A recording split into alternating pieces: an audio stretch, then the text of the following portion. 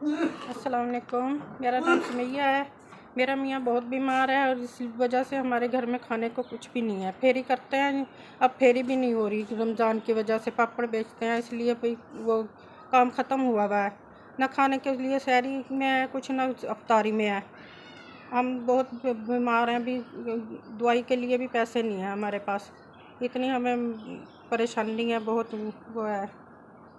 इस परेशानी की वजह से हम ज़कात के भी हकदार हैं, इसलिए मेहरबानी करो कुछ। 1 2 3 4 आपका बहुत बहुत शुक्रिया जिन लोगों ने हमारा ख्याल किया, ज़कात के पैसे हमें भेजे, उनका बहुत बहुत शुक्रिया। आपको सेहत दे अल्लाह ताला, तंदुरुस्ती दे, इजाफ़ा करे आपके रिज़्क़ रोज़ी में अल्लाह ताला।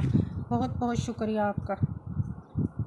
हमारे घर में राशन नहीं था, हम आपके लिए दुआ करेंगे। हम राशन लाएंगे, रोज़े रखेंगे, नमाज़ पढ़ेंगे, दुआ करेंगे आपके लिए। आपकी बहुत बहुत मेहरबानी, शुक्रिया आपका बहुत बहुत।